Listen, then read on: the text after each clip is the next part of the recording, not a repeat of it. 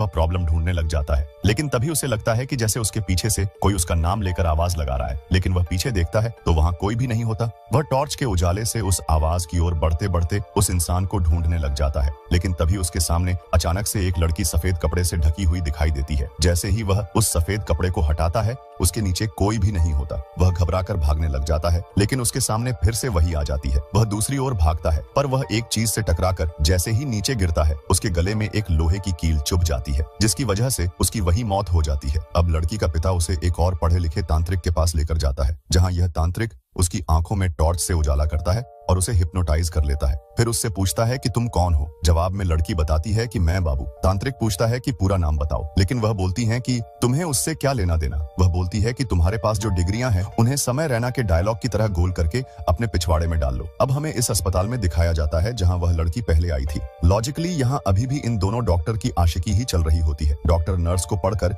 एक रूम के अंदर लेकर जाता है और उसका वहां खूब जोर जोर से टेम्परेचर चेक करता है। लड़की मुंह धोते धोते अचानक से अजीब सा चेहरा बना लेती है।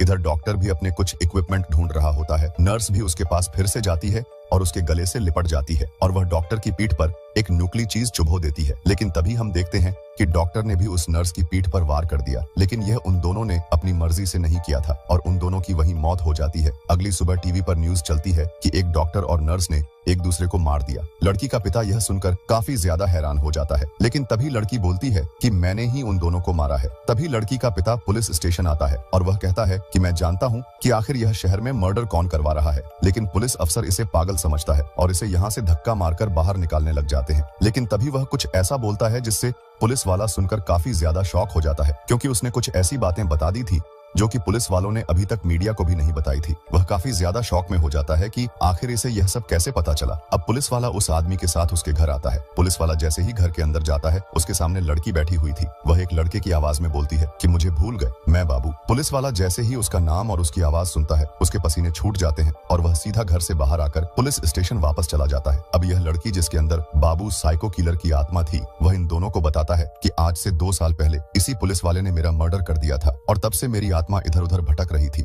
लेकिन तभी मुझे तुम्हारी बेटी का शरीर मिल गया। वह बोलता है कि मुझे तुम्हारी बेटी का शरीर काफी पसंद आ गया, मुझे काफी मजा आ रहा है इसके अंदर। अगले सीन में हमें इस पढ़े लिखे तांत्रिक को बताया जाता है जिसकी माँ की अभी आखिरी सांसें चल रही होती हैं। वह अपने बेटे से बोलती है कि मुझे मरना नहीं है देबू। तभी देबू को उसी लड़की के पिता का फोन आता है। वह बोलता है कि मेरी बेटी के साथ काफी गलत हो रहा है, आप तुरंत से मेरे घर आओ। जैसे ही देबू घर जाकर लड़की का हाथ पकड़ता है, वह बोलती है कि मुझे मरना नहीं है देबू, मुझे काफी डर लग रहा है देबू। ये सुनते ही तो तांत्रिक के भी पसीने छूट जाते हैं, क्योंकि लड़की बिल्कुल ही उसकी माँ की आवाज में बोल रही थी। तांत्रिक काफी ज्यादा घबरा जाता है और वहां से भाग जाता है।